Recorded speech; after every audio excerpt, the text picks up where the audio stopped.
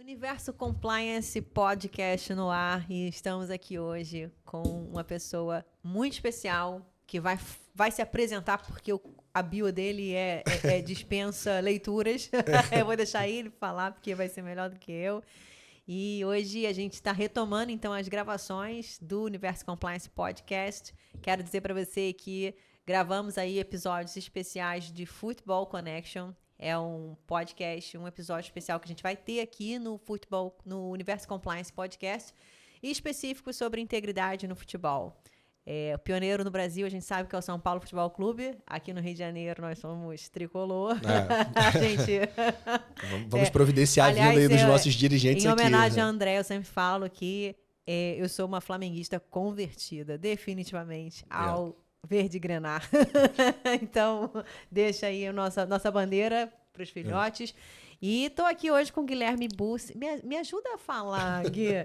Porque o Gui, para quem não sabe, nós fomos colegas, amigos de escola. Crescemos ali estudando na Assunção, colégio maravilhoso. Que, aliás, breve vou ter aqui uma outra pessoa que não vou revelar agora. Acompanha aí os próximos episódios. Mas me ajuda aí a falar sobre o nome. Legal. Foi sobre o nome. Então, é Bussinger, né? Eu falo assim, mas realmente há uma dificuldade. Eu tenho alguns parentes que registraram com G-U-R, né? Então, assim, o meu sobrenome é B-U-S-S-I-N-G-E-R. Nossa. E alguns falam Bussinger. Aí, por conta da pronúncia, né? Eu tenho alguns parentes que foram registrados lá com G-U-E-R. G-U-E-R, né? Mas ficou Guilherme Bussinger. Bussinger porque é o sobrenome mais exótico, né? Meu nome todo é Guilherme Romeu Bussinger Gonçalves. Então, Guilherme Bussinger. E eu falava Guilherme Bussinger no ar. Tá ótimo, né? As pessoas acabaram me conhecendo assim. Enfim, eu também passei pra frente, né? Passei para minhas meninas, passei os meus dois sobrenomes. Como Bussinger. Bussinger. Bussinger, eu acho que Bussinger vai marcar, né? A gente fica falando Bussinger porque eu acho que tem propósito, né? Vai marcar Guilherme Bussinger. Ficou marcado, né? Vem de onde esse sobrenome? Então, eu achava até pouco tempo atrás que era alemão, né? Mas não, é suíço. É suíço-alemão. Eu fui descobrir porque os meus primos foram fazer essa investigação de árvore genealógica, aquela Todo coisa. mundo quer saber de onde veio, Para pedir cidadania, essas coisas todas. E aí foi descoberto lá na Catedral Luterana de Nova Friburgo, né? Onde tem o Museu da Imigração Suíça, funciona ali em Friburgo. Que máximo! E eles descobriram que esse sobrenome, na verdade, é suíço. Você sabe que eu te recebi com chocolate suíço aqui, né? Ainda não, né? Na verdade, não, né? Eu tô esperando que vai chegar a hora, né? Vai chegar a hora. Tá na caixa de desejos. Mas quer dizer que então o teu sobrenome é suíço, ó, tá vendo? Suíça realmente, eu falo que no fim do dia tem sempre um suíço por aí, né? Espalhado. Eu ainda não conheço, né? Eu não conheço, na verdade, a Europa. Eu não sou uma pessoa muito viajada. Mas, obviamente, a gente procura se inspirar naquelas coisas que são boas, né? Então, assim, até em função daquilo que eu venho fazendo hoje, né? Obviamente, a Suíça, em questão de mobilidade urbana, qualidade de vida, de compliance, de integridade das contas públicas e também das empresas privadas, da maneira de se atuar no mercado, obviamente acaba sendo para nós também um espelho, né? Verdade. Não só o chocolate e o relógio, que também são legais. Aliás, depois eu falo sobre... Depois eu te conto como é que a Suíça veio parar na minha vida. Foi um projeto de compliance e foi um projeto bem interessante, que eu acho que tem muito a ver com o que a gente vai falar no decorrer aqui do nosso bate-papo. E Guilherme começou na advocacia privada, né, Gui? Privada. Eu sou... Como é que você foi parar aí na vida pública? Vamos lá, resumidamente, né? Me formei em 2005 na Cândido Mendes, ali do centro do Rio de Janeiro. E muito engraçado, porque naquele momento ali jamais passava pela minha cabeça trabalhar com o que eu trabalho hoje, que é a política. Tá. Assim, por um acaso, né? No primeiro semestre de faculdade, estudava lá a Clarissa, que era filho do governador na ocasião, né? A Clarissa Mateus, né? Ou Clarissa Garotinho. E posteriormente... Foi sua amiga de turma? Foi minha amiga de turma. A gente era representante de turma juntos, assim. E eu, naquela época... Nem imaginava. Nem imaginava. Onde ia parar. Assim como o Flávio Bolsonaro, que hoje é senador da República, né? Na época ele já era deputado estadual. Também seu colega de turma? Também foi meu colega de faculdade, assim. A gente fez algumas matérias juntos, né? E na minha cabeça, na época, não passava pela minha cabeça fazer o que eu faço hoje. Me formei em 2005. E em 2006 comecei a fazer as especializações, né, na minha área de advocacia empresarial. Então, assim, estudei na Fundação Getúlio Vargas e depois fui fazendo outros cursos, né? E a vida pública começa para mim no Instituto de Previdência dos Servidores de São Gonçalo, né? Conforme a gente estava conversando aqui anteriormente. E ali eu gostei porque a entrega era imediata. Bom, né? é que é fácil, né? Facinho trabalhar com a Previdência. Não é muito fácil, mas assim, a entrega era imediata. Então, por exemplo, naquela ocasião, São Gonçalo não tinha a regularidade previdenciária em dia. Então, assim, a gente conseguiu fazer um trabalho, entregar para a prefeitura isso que possibilita acesso à linha de crédito, financiamento, essas coisas todas. Então, assim, a entrega é imediata, né? Você aposentar as pessoas ali num curto espaço de tempo, ao invés de demorar uma vida, sabe? Então, poxa, eu sou neto de professores, né? Tanto o meu avô materno quanto a minha avó eram professores, né? O Colégio Paraíso em São Gonçalo, para quem não sabe, foi fundado pelo meu avô. Uma pessoa que sempre foi legal. preocupada com a educação. Então, assim, eu poder fazer aquilo ali, para mim, foi muito gratificante. Então, essa foi a minha primeira passagem. E depois, agora, mais recentemente, em 2019 para 2020, eu fui chamado a assumir a Procuradoria da Fundação Santa Cabrine, que faz a gestão do trabalho dos presos no estado do Rio de Janeiro. Nossa. Então, também foi uma experiência muito, muito, muito, muito legal, assim, desmistificou uma série Depois dessa fundação, depois do Instituto, você foi para a fundação? Aí fui para a Fundação Santa Cabrine. Só que veio o Covid, né? Em 2020, os primeiros casos assim foram detectados no Rio, no sistema prisional. Então, assim, a gente, poxa, ontem eu estava vendo fotos, né, dessa época, de máscara, poxa, assim, um período muito difícil, né, para todos nós. Toda a humanidade, né? Para toda a humanidade. E aí, em função desse trabalho que foi feito lá, posteriormente eu fui para o Instituto Vital Brasil, que é uma empresa pública, cujo acionista majoritário é o Estado do Rio de Janeiro, né? Os acionistas minoritários são os herdeiros do Vital Brasil, né? Mineiro da Campanha, que é um cientista famoso. E fui para lá para tratar a gestão do Covid mesmo. Era uma empresa estatal? É uma empresa estatal.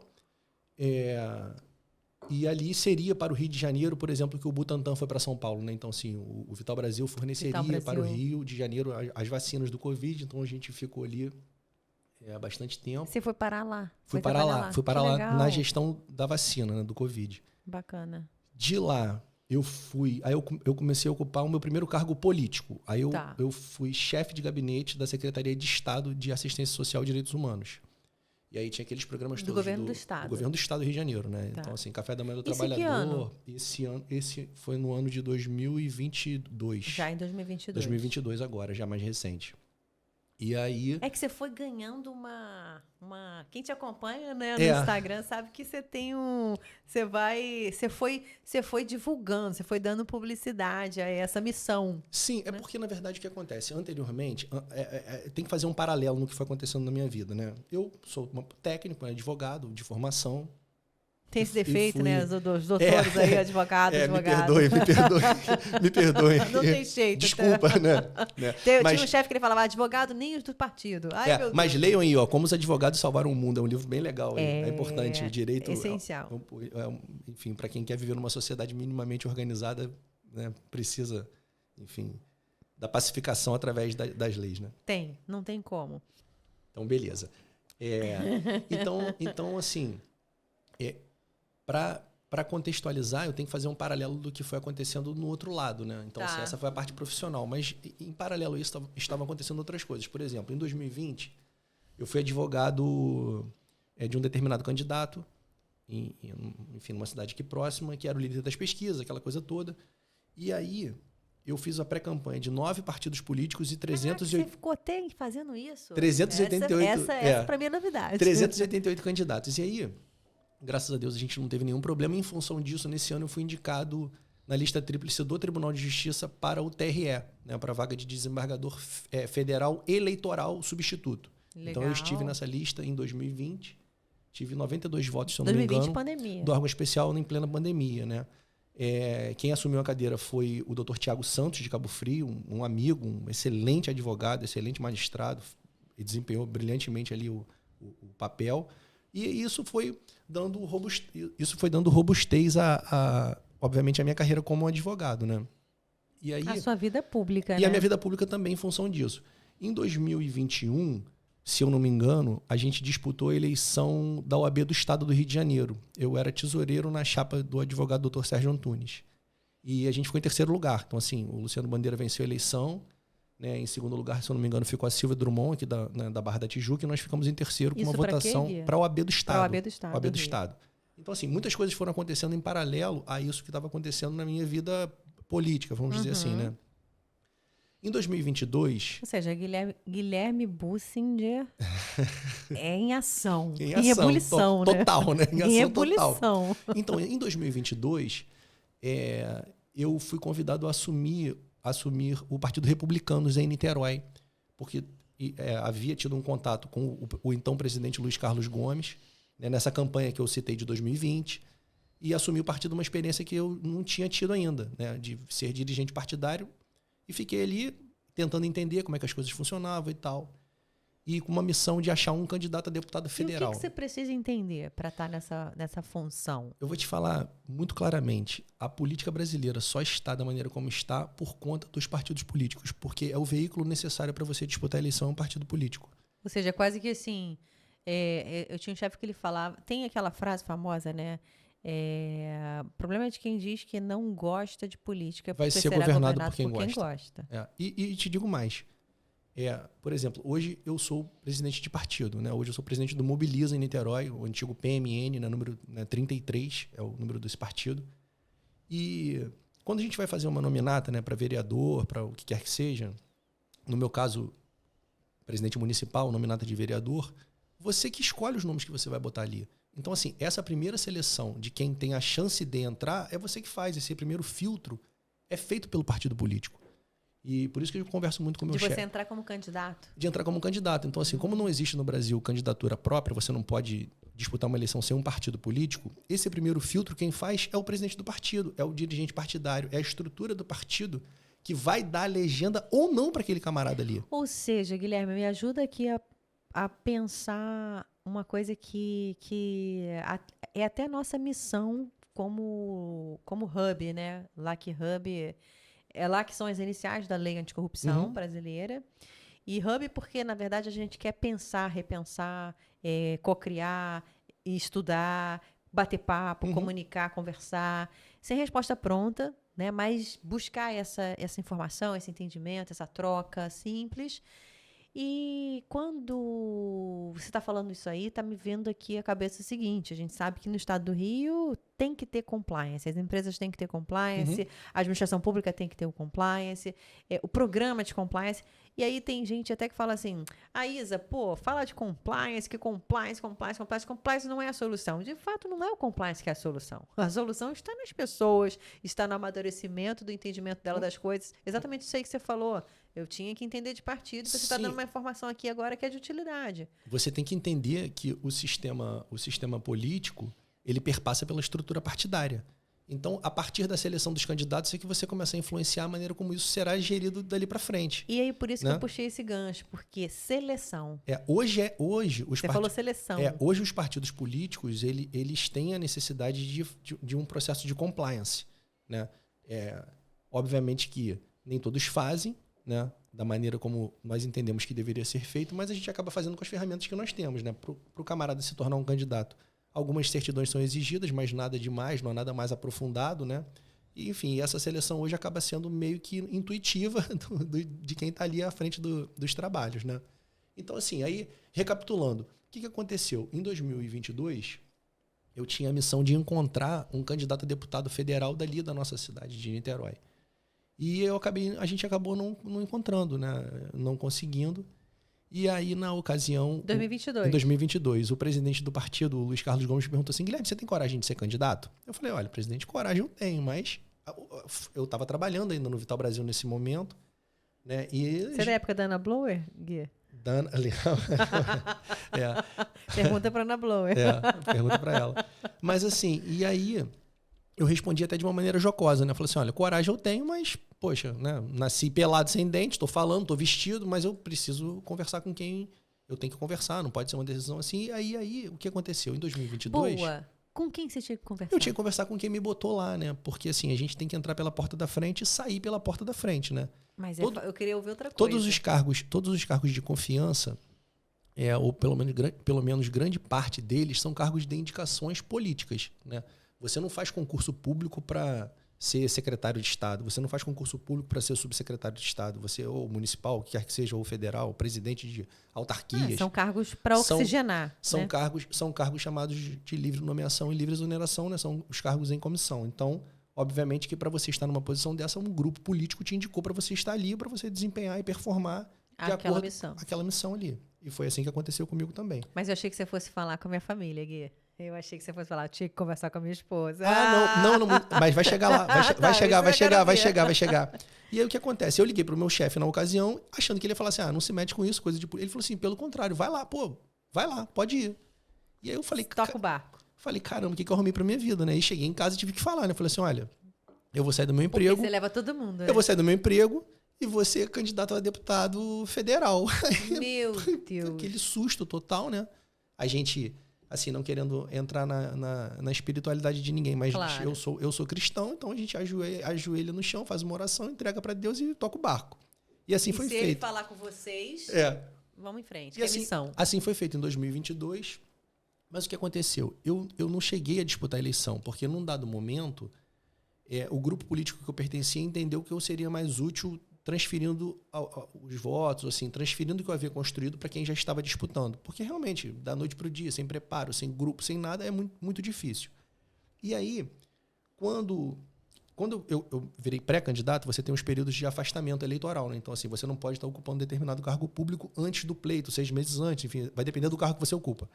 Então, assim, eu tinha me afastado. Eu falei, bom, agora o que eu faço? Volto para lá, né? E aí, eu comecei... Isso é um bom ponto, Gui, compliance. Quanto tempo? Depende. Se você for ordenador de despesa, é um prazo. Se você for meramente um funcionário, é um outro prazo. Né? Esses prazos são sempre contados a partir da data da eleição para trás. Então, assim, esse prazo é 6 meses. Eleição agora, outubro. Eleição em outubro, então você conta um prazo para trás. Qual é a data? Que dia? 6, né? Se eu não me engano, 6. Se eu não me engano, 6 de outubro.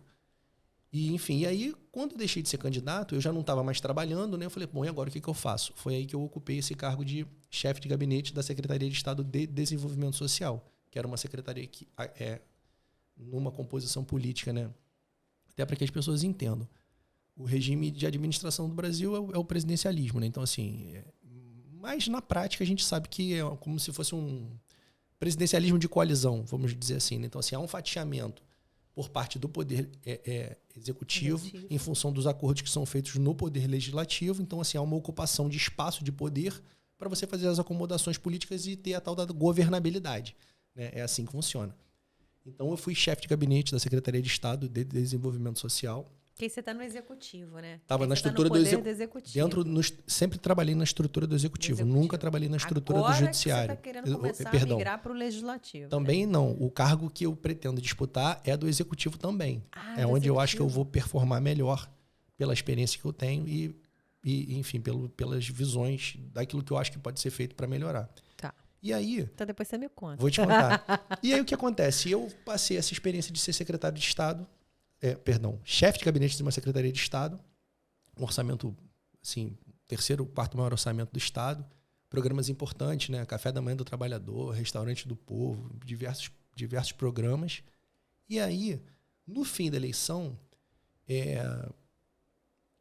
assim, a pessoa para quem eu estava ligada acabou não logrando êxito naquela missão dela, e eu recebi um convite aí já do governo do Estado mesmo para assumir uma subsecretaria de Estado na Casa Civil, que era a subsecretaria de Cuidados Especiais. O bom de podcast é que aqui a conversa ele vai falando exatamente como ela é, né?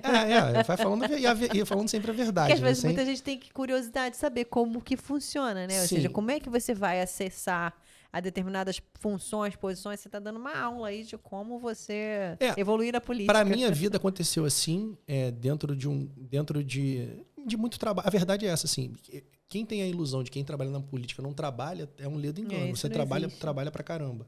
Trabalha demais. E trabalha porque quer também, né? Porque os salários também não são lá essas coisas, não. Não, missão. Né? É missão. É o servir, né? Por que eu aceitei esses encargos, assim? Eu respondo de uma maneira muito tranquila, porque eu não fui embora do país, né? Como diversos amigos nossos foram para Portugal, para Espanha, para Estados Unidos, etc. e tal, a gente acabou ficando aqui. Então, assim, poxa, nós seremos cobrados amanhã do porquê não ter tentado fazer a diferença enquanto aqui estávamos. Uhum. Né? Então, assim, é uma ferramenta de transformação, é a política, não tem jeito. Não. Né? Não tem jeito. E aí, eu fui convidado para assumir essa subsecretaria, era uma subsecretaria então recém-criada, ainda tinha tido muita dificuldade de execução nos orçamentos, então assim, esses processos administrativos eram muito incipientes ali. e viram em mim a experiência necessária para que botasse aquilo ali para funcionar. Como de hoje funciona. Agora, Guilherme, parece até... você que vem com a experiência de governo estadual, né, de estado, parece até cobertor curto, né? Parece, ou enxugar gelo, porque a gente está falando de uma cidade do tamanho do Rio de Janeiro, não é uma cidadezinha pequena. E você ainda encontra muitas coisas que ainda precisam evoluir e muito. E muito. O estado do Rio são 92 municípios, né? E, assim, aqueles que vivem alheios ao estado, ou que têm a condição de, talvez seja a capital, né? A capital do Rio de Janeiro, e a nossa cidade, né? Niterói. Niterói. Niterói está no município de Niterói. É uma cidade, a gente fala que enfim, é um país, né? Porque o Rio de Janeiro, vamos lá, Rio de Janeiro, eu falo assim brincando, mas eu fiz um projeto uma vez que nós moramos aqui e não conhecemos aqui, tá? A gente mora aqui e não conhece. Eu pelo menos falo por mim. Sim. E eu sou nascida em Duque de Caxias, só nasci em Duque de Caxias, mas eu não cresci lá, eu cresci em Niterói, né? Sim, minha cidade que cresci mesmo. E Duque de Caxias tem a Baixada Verde. Xerém, aquela região ali, que é lindíssima, inclusive. Que é maravilhosa. É incrível. Eu nunca tinha ouvido falar, só tinha ouvido falar no Zeca Pagodinho em Xerém, que quer ir para Xerém. E eu achei incrível porque tem todo um projeto, um trabalho, mas, em outras palavras, as pessoas não sabem, essa informação não chega. O cidadão carioca, o cidadão do Rio não conhece. Sabe. Eu estou usando uma camisa aqui, ó, cria da região oceânica, né, que é RO, né, Niterói. É a mesma coisa a gente falar da região oceânica de Niterói, por exemplo. Tem gente que mora ali que desconhece a existência da Praia do Sossego. Não sabe que aquela praia existe. Mora ali há 30, 40 anos e desconhece, assim. Então, falta muito de nós informação sobre nós mesmos. Niterói, né? Então, a gente acho que dá um podcast, né? Só Niterói. Hoje eu vivo isso, né? Mas assim, então, assumi essa subsecretaria de cuidados especiais. Hoje ela chama-se Políticas Inclusivas, que trata da pauta da pessoa com deficiência, que para mim era uma novidade, e das políticas de drogas, que também para mim era uma novidade. Então, drogas também entra, né? Também entra ali, né? E são muito importantes, assim, porque, obviamente, é um trabalho hercúleo, o Estado é gigantesco e o cobertor é curto, né? O orçamento nunca é adequado da maneira como a gente espera que seja para poder fazer aquilo que precisa ser feito. Então, fui para lá, e, enfim, acho que desempenhamos um bom trabalho dentro daquele universo de tantas coisas que precisam ser feitas. Universo, né? Universo. Porque sempre universo. São muitas coisas, assim, né? A primeira experiência que eu tive foi na APAI de Nova Friburgo. Eu estive lá com a dona Glorinha, que é a fundadora da APAI de Nova Friburgo, né? Ela acabou criando esse projeto por conta do filho dela, o Rafael. E hoje quem toca lá é ela e o Walter, que é o outro filho dela, né? E, assim, aquilo me impactou muito como pai, como, assim, uma experiência que eu, de fato, realmente não tinha. E eu falei, caramba, como é que eu vou, de alguma maneira, contribuir para que isso possa ser menos doloroso ou que possa ser melhor para essas pessoas, né? E assim foi feito. Eu comecei a chamar a sociedade civil para poder entender, né? Eu acho que a primeira... Isso eu acho que foi muito legal. Eu acho que até esse é um diferencial seu. E eu acho que até por isso que você veio parar no Universo Compliance Podcast. Porque eu acho que está tudo, no fim do dia, muito conectado. E eu acho que você buscou fazer com que as pessoas entendam um pouquinho, conheçam um pouquinho desse dia a dia, dessa rotina. Eu achava interessante, acho interessante porque eu que fui muitos anos também do ambiente estatal, federal, muda muito, né? Federal para municipal, para estadual, muda muito. Muda sim. Muito. As estruturas mudam, as cadeias mudam, a cultura muda. Os projetos mudam, então tudo acaba mudando, é inerente, é normal. E igualmente necessários, né? O que é importante ser dito também, né? E eu achava interessante que você dava uma publicidade, né? Dava uma... Não pelo princípio da publicidade, nada disso não, é porque era teu mesmo, porque ali você... Eu acho que você... É quase que assim, comunicação. Comunicação, acho que é a palavra-chave.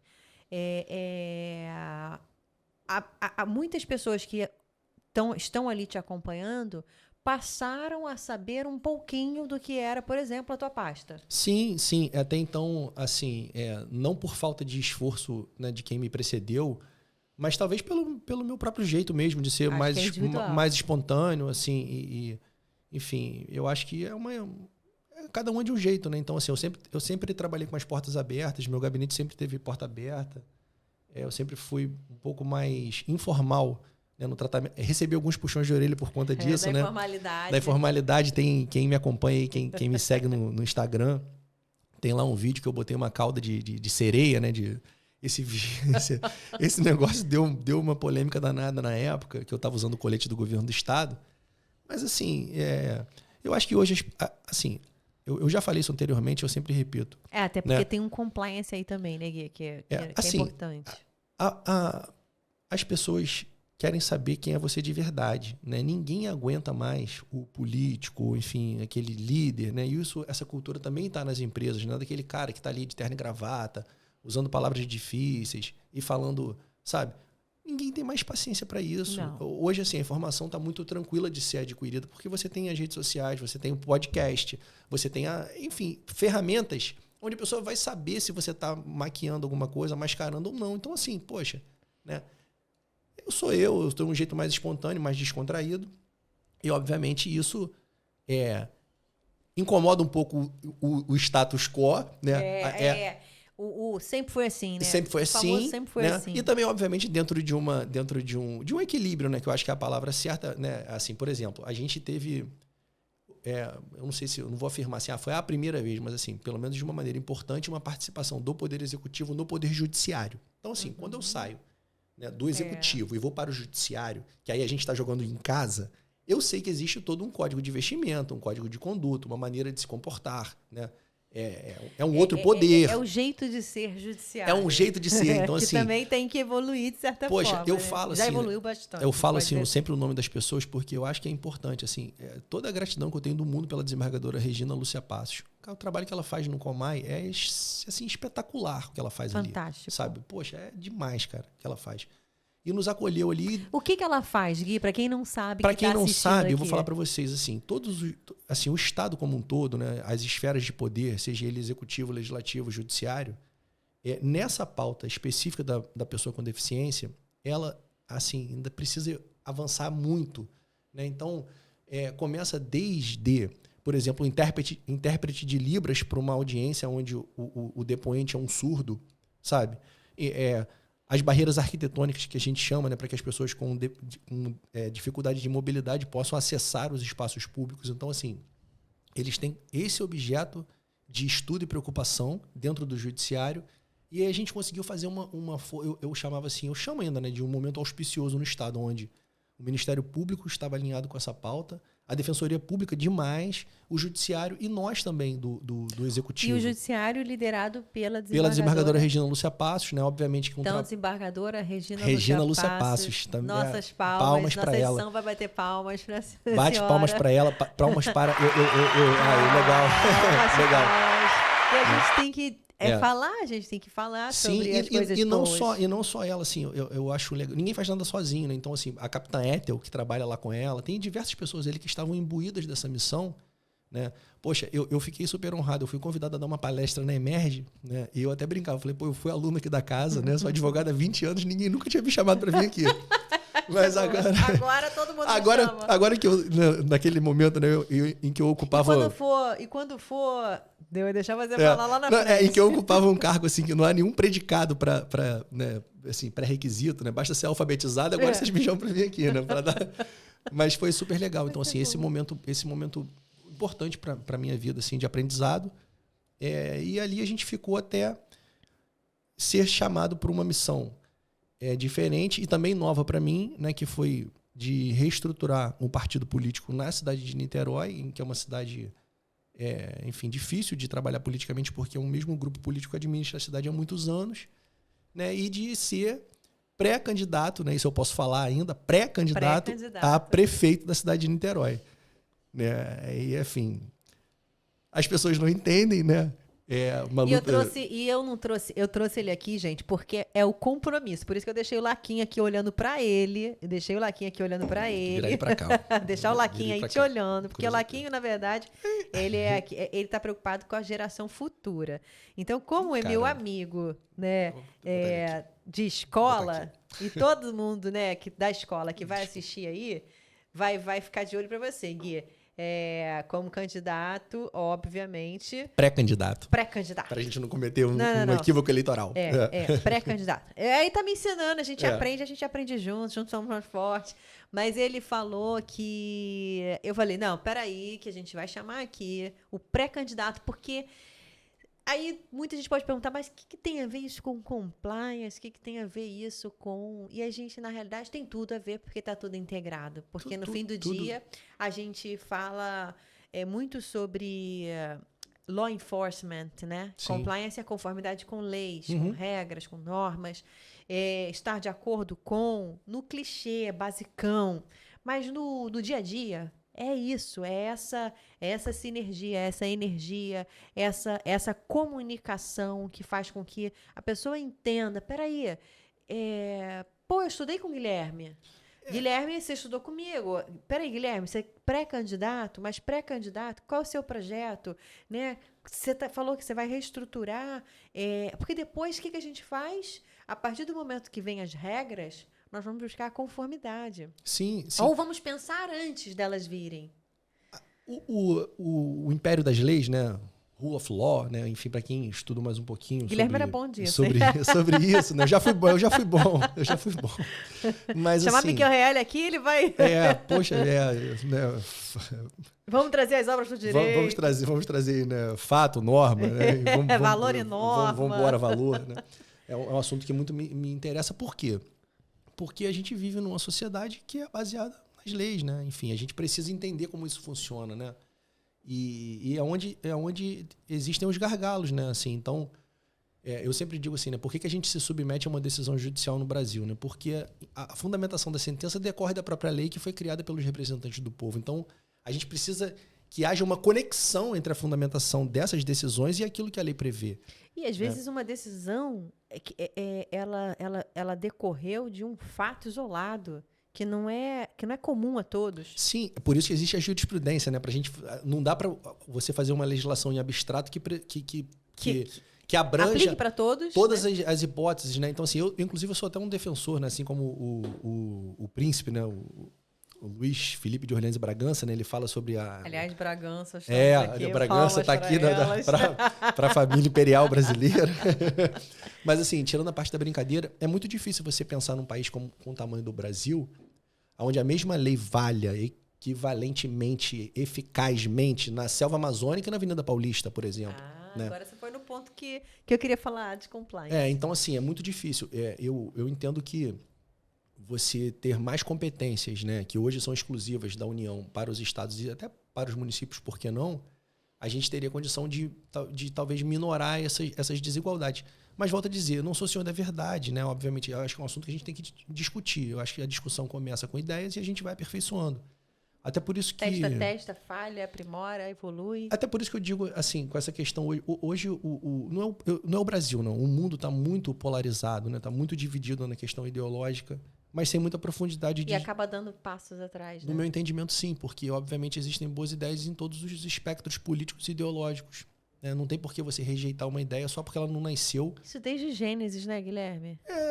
Assim, é intrínseco ao ser humano, né? Quando você emite uma opinião, você deseja ter a razão. Isso é intrínseco a nós, né? E eu até falava esses dias, né? O Arthur Schopenhauer escreveu um livro sobre isso, né? Como vencer um debate sem ter a razão. Então, quer dizer, há uma técnica de você... Ou seja, dá para vencer sem ter razão. Dá para vencer sem ter razão. Basta você usar a técnica adequada de argumentação. Até porque... Teoria da narrativa. Teoria da narrativa, né? Manipulação das massas, né? O nosso comportamento em coletivo é diferente do nosso comportamento pessoal, não é isso? E a política, ela exerce um poder em abstrato, né? Você começa a exercer um poder e você não sabe onde esse poder vai resvalar. Ela exerce em abstrato sobre toda a sociedade. Pô, Guilherme, por que você quer se meter com isso, então? Eu falei assim, porque eu cheguei à conclusão que Se nós não estivermos... Por que você aceitou o convite? Eu vou dizer o caso. Eu vou dizer o caso concreto e quando deu a virada de chave. Eu participei de uma campanha importante, né? Enfim. E foi colocado à mesa uma transformação de um local onde frequentado por muitas pessoas. Eu não vou dizer o lugar só para preservar, tá? Tudo bem. E assim, muitas pessoas passariam por aquele local ali e num dado momento a gente perguntou assim, pô, Isabela, o que você acha disso? Guilherme, o que você acha daquilo? E eu lá pela estância eu falei assim, cara, eu não sou arquiteto, eu não sou urbanista, eu não sou engenheiro. Mas assim, a gente tem um bom senso, né? Alguém se preocupou em saber qual é o regime de sol preponderante, de onde vem o vento, Solo, como é que isso vai vento, fazer, sabe? Cara, e eu falei, e assim, e se aquilo fosse adiante, seria transformado daquela maneira. Eu falei assim, cara, é assim que as coisas são feitas. Os caras se reúnem. Numa mesa de bar. Toma 10 garrafas de vinho e muda a mão da... Aí você acorda... Por que o compliance é importante? Aí você acorda um dia, a mão da sua rua é pra cima, no outro dia estaciona do outro lado não pode. Pô, com que raios, com base em que você tomou essa decisão? E eu sempre faço essa diferenciação, Isabela. Maravilhoso. Isso é muito compliance mesmo, assim. O que é um gosto? O que é um gosto? Governança, né? O que é um gosto? O que é uma opinião? A opinião, ela carece de um conhecimento acadêmico de vida prévio. Você precisa ter passado por aquela experiência para você emitir uma opinião sobre aquilo, né? E antigamente você tinha... Né? E assim, você tinha, né? Quem fazia esse filtro eram os veículos. Então, assim, eram as revistas, o telejornal e tal. Então, assim, você tinha um conhecimento prévio acerca daquele assunto e você manifestava ali naqueles veículos. Com a internet, que é uma maravilha, essa liberdade, ela começou a haver uma confusão entre uma opinião e um gosto. O que é um gosto? O gosto é assim. Gostei dessa diferença. Você tem uma pilastra, né, redonda e uma pilastra quadrada. E você pode falar assim, eu gosto mais da pilastra redonda. É o seu gosto. Individual, particular. Mas você não pode falar assim, a pilastra redonda é melhor que a quadrada. Porque quem vai te falar isso é um engenheiro, um calculista. Ele pode te falar o que é naquele contexto, naquele contexto ambiente, fundamental. Com aquela temperatura. Então, naquele solo. Essa é a diferença de você ter um gosto e você ter uma opinião. A gente não pode confundir as coisas, assim, não é assim, o achismo, né? E como é que você minora isso? Ouvindo quem sabe mais que você, pô. Natural. É assim que você faz, né? Então, é por isso é importante quem está desempenhando um cargo de poder, seja ele público ou privado, está assessorado de maneira adequada. Porque ele não vai saber tudo de tudo. Não tem como.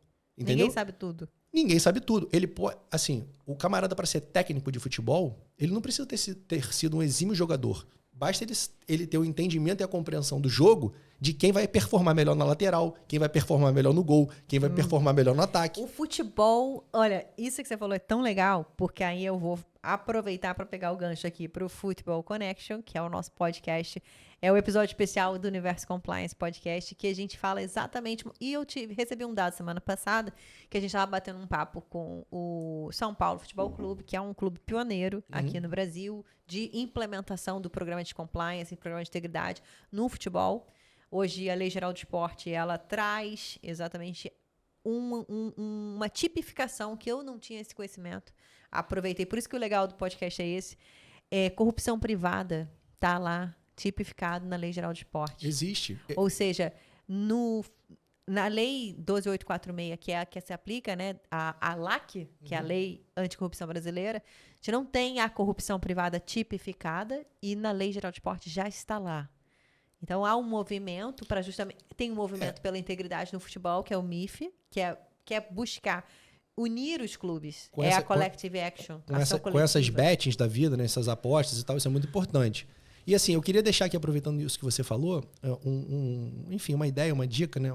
Quando eu comecei nesse universo da pessoa com deficiência, chegou ao meu conhecimento que apenas no Rio de Janeiro o Vasco da Gama tinha um setor de Libras. Então, assim, existe transmissão dos jogos do Vasco em Libras, chama Vasco Libras. Legal. Né? Quem faz isso é uma intérprete chamada Yatza, que eu contratei para trabalhar conosco lá na época em que eu estava lá. Genial. E aí, a nossa Como ideia... é que ela chama? Yatza. Vamos chamar Yatza. Um beijo, Yatza. Poxa, muito legal. Podcast. Ela é sensacional. Um beijo para você, Yatza. Vasco da Gama, já sei que a galera do Vasco vai gostar. Vai gostar. Enfim. Mas nós queríamos levar isso para os outros clubes, sabe? Porque é uma maneira de, sabe... Maravilhoso. De inclusão. Total. Né?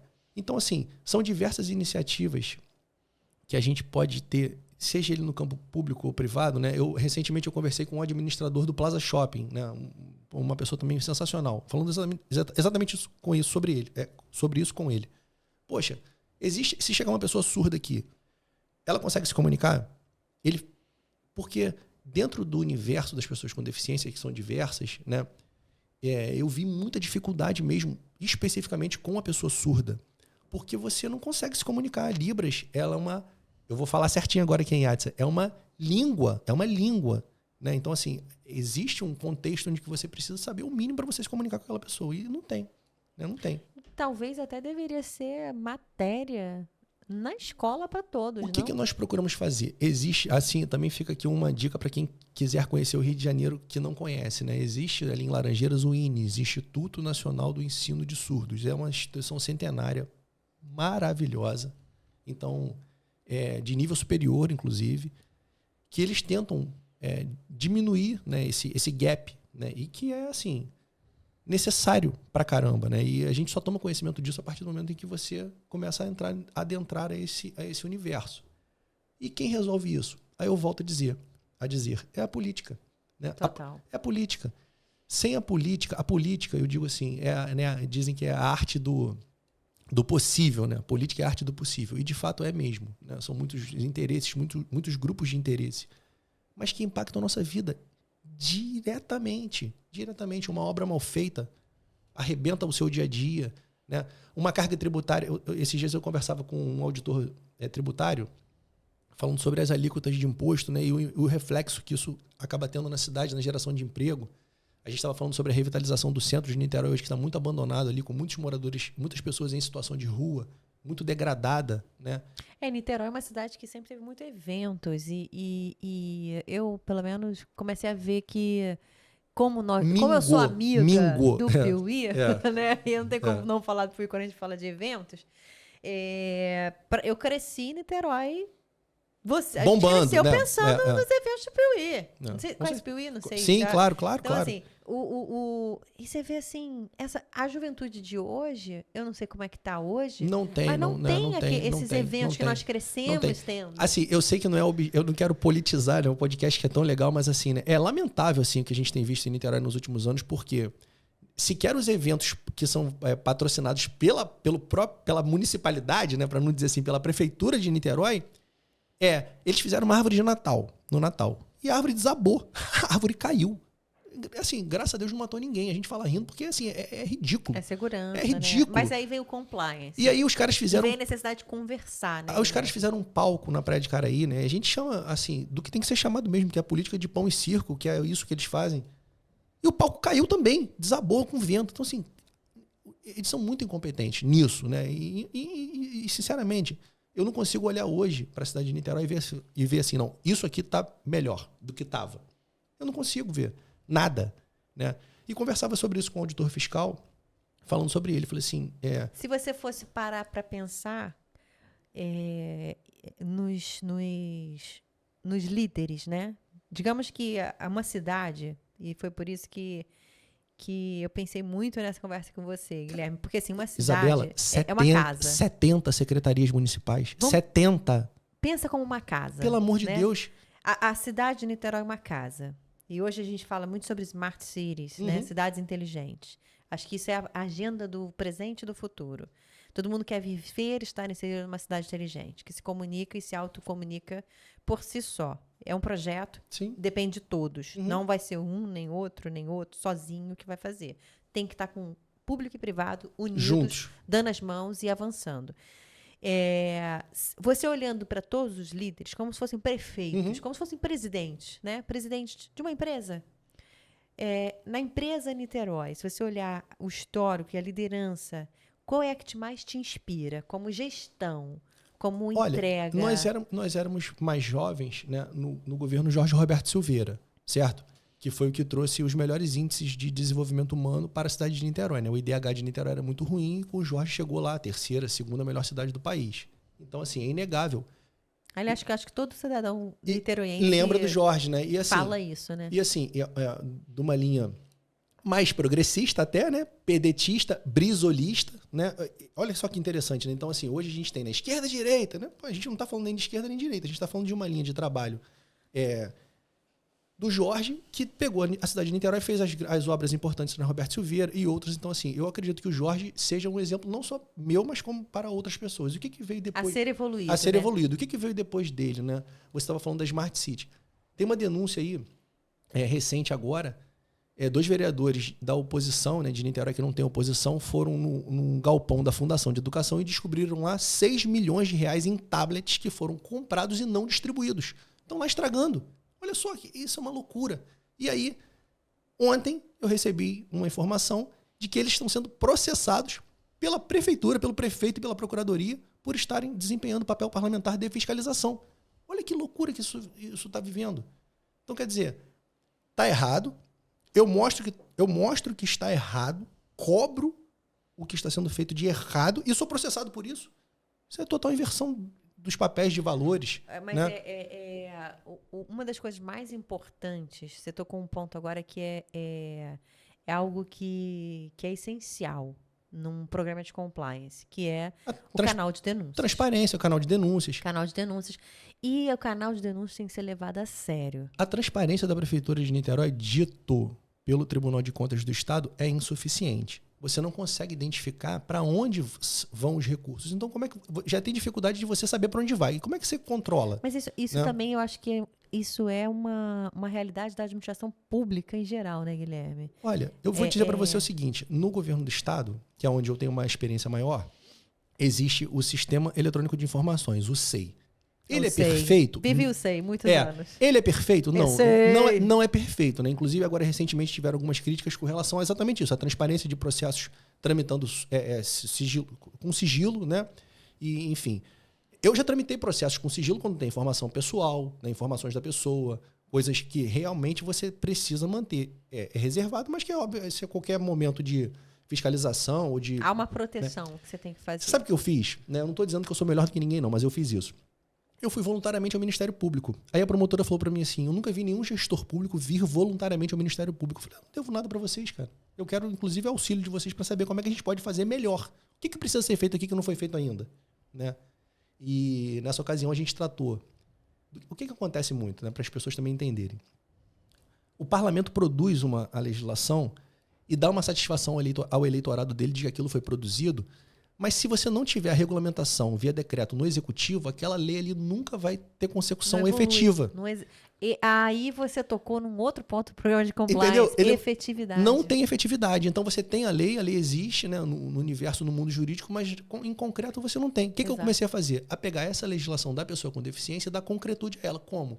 Via sugestões de decretos executivos, obviamente atribuindo a minha competência de executá-las, porque eu queria trabalhar, né? Queria implementar o programa. Assim foi feito com o CIPTEA, que é a carteira de identificação da pessoa com transtorno do espectro autista. Decorre da lei Romeu Mignon, que é o filho do Marcos Mignon. Então foi assim. Cordão de girassol, que vai identificar as pessoas com as deficiências invisíveis. E diversas outras, né? Programa Somos Raros Não Invisíveis, porque é uma questão ainda mais... Eu digo assim, é a exceção, são os excluídos dentro dos grupos de exceção, sabe? Então, assim... eu fui procurando ver o que tinha de legislação, né, pronta. Isso é maravilhoso, porque isso cai exatamente na missão do Lucky Hub, Guilherme. Assim, é o law enforcement, né? Então, assim, você tem a lei, é mandatório, ou seja, é requisito legal, precisa ser implementado. Não importa se por um órgão da administração pública mesmo, como você estava lá na subsecretaria, na secretaria, você tinha que implementar, ou se for por uma empresa. Bela, eu sempre dou o exemplo do cinto de segurança. O que é o cinto de segurança? Usar cinto de segurança sempre foi uma exigência da lei. Nunca em nenhum momento você teve a opção de não usá-lo. Mas a gente sabe, quem é um pouquinho mais velho aí, né? Já está acostumado. Da década de... Quem nasceu antes de 80 aí, né? Nessa geração. Galera que foi pro Bartô. Galera que frequentou... Escafo. Meu Deus. Cara, agora você desenterrou aí. Quer falar de Niterói? Mas então assim... Poxa, a gente não usava cinto de segurança. Essa é a realidade. E quando a gente começou... Mas a lei sempre exigiu que fosse usado. É mandatório. Requisito legal. Quando você passou a usar, quando você entendeu, a sociedade entendeu que você não usar, num acidente você se machuca mais. Você protege a sua vida usando aquele negócio ali que não te custa nada, né? E como isso foi feito? Programas educativos, Ou seja, Conscientização. esclarecimento, que é a conscientização, e isso é uma das obrigações do poder público. Comunicação em massa. Comunicar as pessoas, né? E, obviamente, as sanções. Então, assim, você sanciona e comunica, sanciona e comunica. Num dado momento, hoje... Comunica, sanciona. Sanciona. Então, assim, mas isso é... Ou educa, comunica... Isso é um arco, mas isso é um arco. Isso é um arco. Porque hoje eu duvido... Assim, eu não tenho esse dado, tá? Sendo bem franco. Mas eu vou até levantar. Da incidência de multas aplicadas pelo não uso do cinto de segurança. Esse é um dado bom, porque para quem é do programa, para quem está implementando um programa de compliance, é maravilhoso, porque na prática a gente, rapidamente aqui, por isso que eu gosto da técnica, rapidamente a gente falou do ciclo PDCA. Planeja, executa, verifica e melhora. Planeja, executa, verifica e melhora. E aí não tem como, Bela, não falar assim, parece que as coisas são feitas no poder público, e especificamente eu volto a dizer assim, lamentavelmente, na nossa cidade, na cidade de Niterói, sem planejamento de nada. Né? Eu dou sempre como exemplo a Transoceânica, que é uma obra. Aquilo dá uma confundida na mente. Poxa, é uma obra. É uma obra que está ali para ser feita há muitos anos, que em tese melhoraria para caramba a mobilidade de quem sai da região oceânica rumo ao centro de Niterói, mas assim, é a pior obra de engenharia do planeta Terra. Olha, eu confesso que quando eu vou visitar minha mãe, tem uma coisa que me incomoda, porque eu tenho que pegar um retorno lá em Deus me livre. Eu vou lá na praia de Taquatiara para poder voltar. Essas obras de mobilidade. Niterói tem o pior trânsito do Brasil na cidade de Niterói. Depois da Lagoa, não? Porque a Lagoa também... mas aí a Lagoa é assim, poxa, é um bairro, né? Do Rio de Janeiro, né? Niterói é uma cidade. E ela está toda engarrafada. Um orçamento em torno de 6 bilhões de reais ano. Então, assim, pelo amor de Deus... E o poder aquisitivo que está ali, Guilherme? Niterói, eu vou te falar hoje, assim, esse é um dado que eu tenho. 1/4 da população de Niterói, 25%, ganha mais de 28 mil reais por mês. É classe AAA, né? E aí que reside um dos problemas políticos da cidade. Porque essas pessoas, esse ticket médio de Niterói, que é o segundo maior do estado, só perde para o bairro da Barra da Tijuca, essas pessoas, elas vivem alheias à municipalidade. O filho estuda em colégio particular, ele não usa o sistema público de saúde, ele só paga o IPTU dele lá. Ela só dorme lá, né? Só dorme, né? Mas no dia de votar, ele tá em Angra, tá em Búzios, tá fazendo churrasco em casa, tá viajando fora. Por quê? Para aquilo ali, a vida dele não interessa, não importa. Ele tá ali só para morar. Niterói tem um fenômeno eleitoral, que é isso. Isso sim é informação de utilidade pública, é bacana. Os maiores colégios eleitorais de Niterói são da Zona Sul. Então, assim, o maior colégio eleitoral de Niterói é Icaraí. Era o Ingá o segundo, hoje é a região oceânica. Terceiro Ingá, quarto Santa... Então, ou seja, a Zona Sul de Niterói é onde tem os votos mais concentrados. Isso só acontece lá. Icaraí é o maior colégio eleitoral de Niterói. Em outras cidades, os colégios eleitorais estão na periferia. E a periferia, via de regra, é onde acontecem os maiores programas de assistencialismo, certo? Onde o Estado vai com as suas ferramentas de assistencialismo. Quantos mil habitantes tem em Niterói? Em torno de 500 mil habitantes. 500 mil. Uns dizem 500, outros dizem 600, até porque essa quantificação também é muito... Está em torno de 500. Em torno de 500 mil, né? Porque o Brasil tem 220 milhões. 230, então assim... Tá lá nos dados. Tá lá nos dados sociais, 220 milhões. Do IBGE. Mas então assim, como você se mantém no poder, né? Eu digo aí, voltando, né, ao Jorge Roberto Silveira, quando a prefeitura passa do PDT para o PT, eles põem em curso um plano de poder. Qual é? Claro. Eu não consigo controlar esse voto da Zona Sul, que é um voto de opinião. Esse voto é um voto de opinião. Não é de gosto, né? Não Você falou que a opinião não é de gosto, é um voto de opinião. O cara sabe o que ele está fazendo. Mas o voto da periferia, não. Então, no meu entendimento de quem frequenta a cidade hoje, houve um empobrecimento artificial da periferia para a manutenção do poder. Então, assim, a pobreza é uma ferramenta de manutenção de poder. Por isso que Niterói tem 50 mil cartões Araribóia. Você tem 70 secretarias municipais, ou seja, você... O que é 50 mil cartões Araribóia? Cartão Araribóia é a moeda social da cidade de Niterói, onde você... Como se fosse o Bolsa Família, né? Municipal. Então, assim, isso é distribuído aonde? Em Icaraí, não. Isso é distribuído na periferia. Então, assim, e é uma maneira de você exercer um controle social. Essa é a moeda social. Essa é a moeda social da cidade de Niterói. Uau. Assim como tem a Mumbuca. Trabalhei com a Casa da Moeda do Brasil, a Casa da Moeda tá dando mole. Em Maricá. Tem que transformar a moeda social em digital. Sabe o que eu digo para as pessoas assim? Faça, não acredite em tudo que você escuta. Faça você mesmo, tire as suas próprias conclusões. Ande pela cidade de Niterói e pergunte às pessoas na rua, assim, as pessoas que estão nos bares, nos restaurantes, enfim, aonde você mora. Ele vai responder para você que ele mora. ou em Itaboraí, ou ele mora em São Gonçalo. Por quê? Porque Niterói tem moeda social. E Maricá também. Então, essa mão de obra de Qual base... é a moeda social de Maricá? É a Mumbuca. Mumbuca. Essa Nossa, já pensou fazer dessas moedas digitais? Olha só. Genial, hein? Cidade inteligente, Smart City, moeda digital, Casa da Moeda do Brasil. Ó, já tô fazendo... É um absurdo Niterói não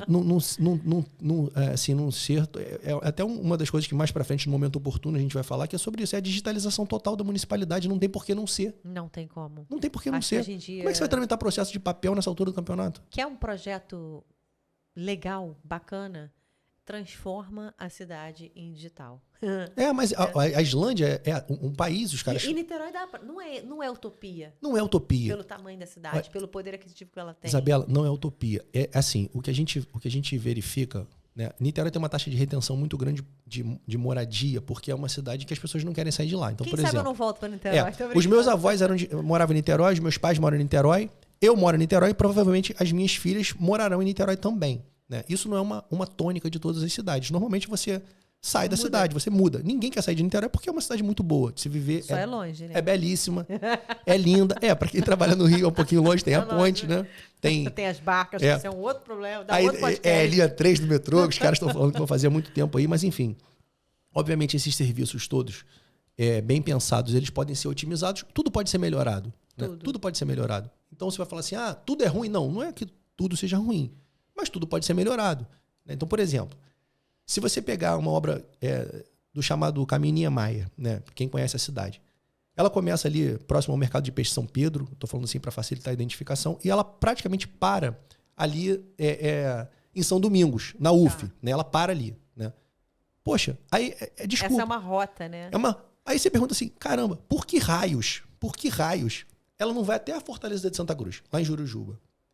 Homogeneizando, né? Ou deixando os quiosques ali da Boa Viagem padronizados, da Praia do Ingá padronizados, de Caraí padronizados. Né, Guilherme? Mas olha só. Mas é possível, não é um sonho. Pô, não é um sonho. É um projeto. Se você vier na orla do Rio de Janeiro, aqui Um dia foi um sonho. Um dia foi um sonho, tá lá. Você consegue hoje sentar num quiosque no Leblon, você no Ipanema, em Copacabana, né? E você consegue almoçar ali.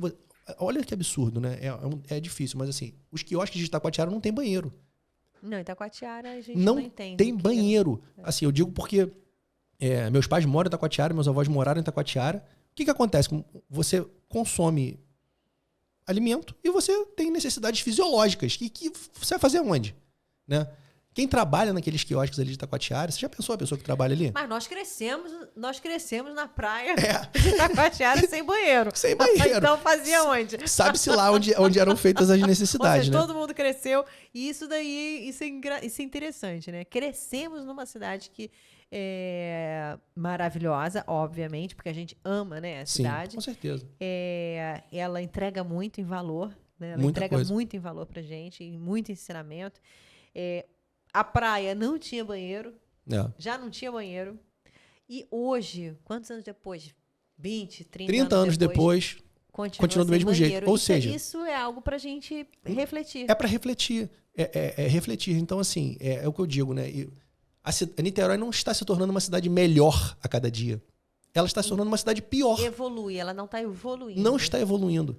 Né? E nesse sentido, né, para não virar uma conversa totalmente sobre política. Não, e não é política. É inexorável mas você se debruçar sobre esses assuntos, porque, né, algumas perguntas precisam ser respondidas. Ontem choveu muito pouco tempo e recentemente a prefeitura fez uma obra ali em Charitas, uma obra muito cara, e a cidade enche de água. Eu te pergunto, como pode uma cidade que tem de um lado o Oceano Atlântico, de outro lado tem a Baía de Guanabara, na região oceânica você tem o regime lagunar ali de Itaipu e Piratininga, como essa cidade enche de água? Alguém pode me explicar isso? Eu tô sentindo que o Guilherme tá querendo entrar no episódio da Caixa Preta, então Vamos lá. Vou fazer o seguinte, eu já vou puxar a caixa pra cá, porque a gente já tá batendo. Aliás, a gente já bateu.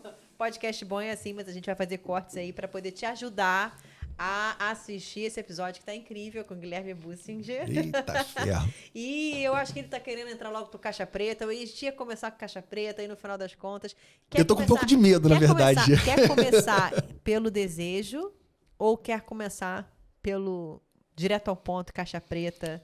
Caixa preta do Guilherme, caixa preta Caixa da preta vida primeiro. pública. Caixa preta primeiro. Caixa preta, E depois então deixa o desejo no final. o melhor vinho fica pro final. É. Aliás, sobre melhor vinho ser bebido no final, eu discordo e vou falar depois por quê. É. Eu também concordo com você. Eu acho que tem que ser no começo, enquanto o pessoal tá bom ainda. O primeiro depois tem que ser o melhor. Porque depois tu não tem o controle do tempo. É verdade. Então vai.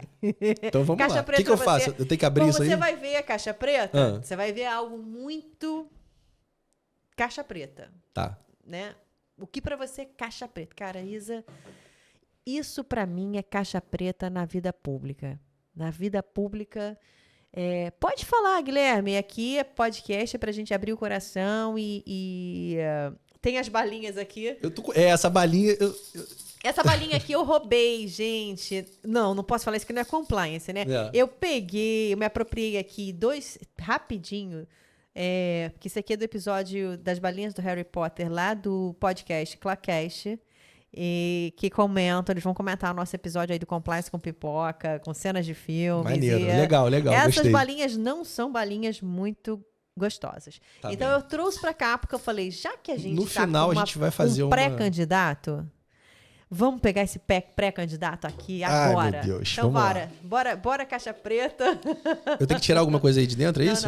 Não precisa tirar. Então tá. Você vai ver uma coisa muito ruim, muito dura, Tá. muito desafiadora. Que eu acho, né? A caixa preta é imaginária, Guilherme, senão ele vai querer ok. tirar os cabos que tem aqui Não, dentro. ok, eu já entendi. Mas eu já entendi que eu vou evoluir também esse quadro aqui, porque eu vou colocar uma coisa muito ruim. Pra pessoa poder tirar. Mas eu vou responder a sua pergunta assim muito tranquilamente. Muito dos problemas que a gente vê no país hoje, né? E a gente falava isso anteriormente aqui de estar no ar. O Brasil, ele não está fadado ao insucesso somente pela corrupção. A corrupção é algo endêmico, é algo que tem que ser combatido.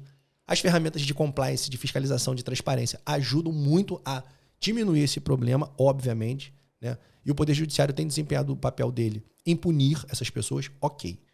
Mas eu vou dizer o seguinte, muito da ineficiência do Estado e das coisas que a gente vê não funcionando são frutos da incompetência, não só da corrupção. Então, o que é isso? São pessoas despreparadas, ocupando cargos de poder, cargos importantes, sem o devido preparo. Nas empresas privadas, como você tem um mecanismo baseado no resultado e que é para entregar, via de regra, o lucro naquelas que são... E manda embora se não estiver desempenhando. Não tem choro nem vela. Tchau. Manda embora. Se não performar, tchau. Adeus. Então você ainda tem uma meritocracia, obviamente, dentro de um sistema capitalista que busca o lucro, mas não só isso. A gente pode estar falando aqui de uma empresa do terceiro setor, né? De uma organização da sociedade civil, antiga ONG. Pô, se você não performar naquele objeto ali, não estou falando de lucro nesse momento, estou falando de competência, resultado. Se você não tem resultado, tchau. O poder público ainda não funciona assim, lamentavelmente. Então, assim, a gente vê pessoas incapazes de estarem em determinadas posições ali porque atendem a um determinado grupo político, atendem a um determinado tipo de interesse, atendem enfim, mas não estão prontas, não têm o devido preparo, não estão inseridas dentro daquele contexto e, assim, não vai dar certo. Não vai dar certo. Tem que evoluir, né? Tem que evoluir. Ou seja, tem que evoluir.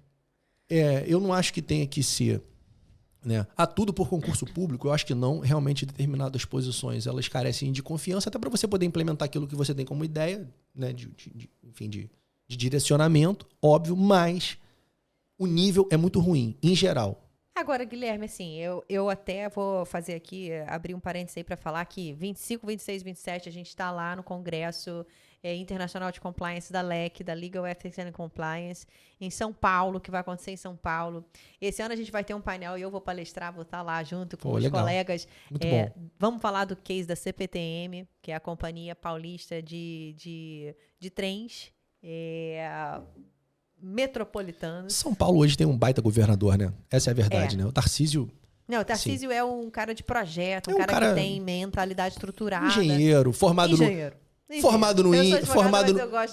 no IME, né? Eu costumo dizer o seguinte, né? Um país para prosperar precisa do engenheiro, que é quem faz as coisas acontecerem, né? Acho que é por isso que eu tenho um amante que ele me chama de engenheira jurídica, porque no final das contas a gente tem que ter. Mas eu queria, nesse poder público, como eu fui muitos anos de estatal, eu queria tirar as empresas estatais desse espaço, que eu imagino que elas precisam evoluir, claro, como as empresas privadas precisam, porque o meu sonho era, eu fui empresa estatal federal e eu queria muito trabalhar numa multinacional. E, uau, né? Legal Counsel, aquela coisa toda que a gente acha o máximo, a pompa, né? A gente, como dizia meu Jaimão, que eu fui chefe de gabinete dele muitos anos, e ele dizia assim, o problema do brasileiro é o complexo de pigmeu que ele tem, porque falou inglês, pronto, ele já acha que a pauta tá importante. E é um pouco realidade. Falou inglês, a gente já acha que tá bom, que é bonito, que é isso. E no final, e a gente estava com um super projeto de nação na mão, que era só nada mais nada menos que começar a estruturação do programa de desenvolvimento submarinos aqui no Brasil. Então, negação do mar, tá lá no livro branco da defesa brasileira. É um outro assunto que eu gosto também. Foi uma escola, aprendi tanta coisa, isso que deu a consistência, que eu falo, né? Então, eu vejo muito, sim, eu vejo que... eu falava assim, que interessante, que nem Tiririca. Depois que eu fui viver lá, aí eu comecei a viver... Pô, a empresa estatal, cara, eles são muito maduros em governança. Não é. Eles são muito maduros em muitas coisas que na empresa privada, se você tiver uma empresa privada de capital fechado, mas é que ela pode ter muito dinheiro, mas ela também tem processos a serem amadurecidos. Sim, com certeza. Fortemente. Então, assim, essa relação público-privada é que precisa evoluir. A empresa maior produtora de proteína de frango do Brasil, ela é uma empresa uma limitada, se eu não me engano. Não tem capital. Assim, há muita dificuldade, né? Eu sou advogado empresarial, né? Então, assim, eu entendo um pouco disso aí. Assim como você ficou inserido nesse contexto, né? A lei das estatais, né? 13.303, que a gente usou lá a vida toda, ela é uma legislação muito avançada. Excelente. Ela é uma excelente. Programa de compliance ela é uma excelente legislação, né? Que dá às empresas públicas condições de competir em igualdade de condições, com o mercado. Então, assim, os processos de compra são diferidos, né? Os processos são um pouco mais flexíveis, inclusive, do que, né, a antiga lá, a 8666. Né? Enfim. Então, assim, dentro desse cenário, que você começa a observar a necessidade de você ter realmente um bom quadro técnico para poder fazer a gestão, sabe? Então, é triste, a verdade é essa, é muito triste quando a gente vê um potencial a ser desenvolvido com recurso, porque o pouco recurso que o Brasil tem, ele está nas mãos do Estado. Essa é a realidade, né? Se você pegar os grandes projetos do país, todos eles perpassam pelo... E é importante, né? É importante. Então, assim, eu digo assim, eu levei 40 anos para entender que o Brasil é uma social-democracia. Eu levei 40 anos para entender e aceitar, né? Que é o mais difícil você aceitar. Então, assim, há necessidade de intervenção do Estado nas áreas econômicas, nas áreas sociais. Essa foi minha dissertação do mestrado. Foi? Então, eu nem sabia.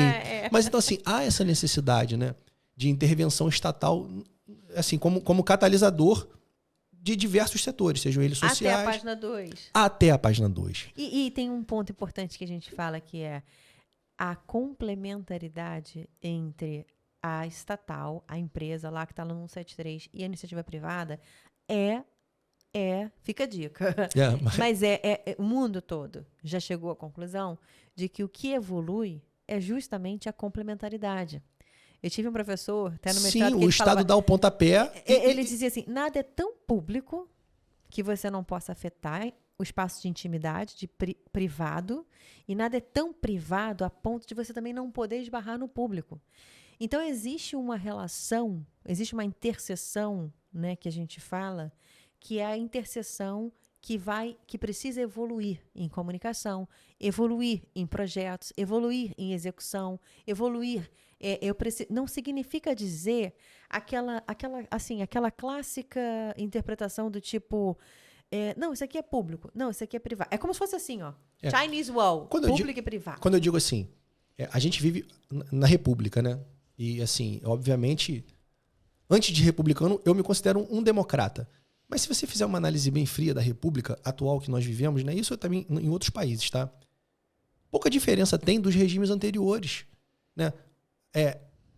As pessoas vivem cercadas de muitos privilégios, né? Então, assim, a máquina do Estado acabou se tornando uma máquina muito pesada, né? Muito pesada. Obesa, né? Eu acho assim, é aquilo que você falou, nem ao céu nem à terra, né? Nem ao céu nem à terra. Então, a intervenção do Estado é muito importante nos mais diversos setores da economia, assim como também a participação das empresas. E nesse sentido, cabe, né, a quem está ali na administração daqueles recursos ali por um período, fomentar e catalisar aqueles que são os verdadeiros produtores que vão levar aquilo adiante. Ou seja, quem vai gerar emprego. Não é o Estado que tem que gerar emprego. Não. Hoje a gente vê assim... Quem vai investir? Vai investir em diversos municípios, né? Porque não dizer, talvez, do Brasil inteiro. Eu estou falando assim, mas é um dado... O maior empregador daquela localidade é o poder público. Está errado. Ou seja, tem uma lacuna. Entendeu? Então, assim, eu digo... Isso virou uma ferramenta de manutenção de poder. É por isso que a gente... O 175 não funciona, né? É quase que a gente fala assim, eu já entendi o ponto que você quer pegar. Existe um espaço em que o Estado precisa planejar para fomentar o mercado, o crescimento do mercado. Exatamente. Que aí é o 175 clássico da Constituição, que está lá e tem que planejar para que você apresente oportunidades de crescimento para aquele Estado, para aquela municipalidade. O dia que o royalty acabar no Rio de Janeiro, o Estado viverá uma dificuldade assim, muito grande. Os municípios que foram um pouco mais inteligentes, né? Eu sempre gosto de citar o exemplo de Miguel Pereira, né? E falo com muita tranquilidade porque eu nem conheço o prefeito lá, o André Português, não é do meu grupo político, não é do meu relacionamento, não conheço pessoalmente. Eu só entendo que o que ele fez foi maravilhoso.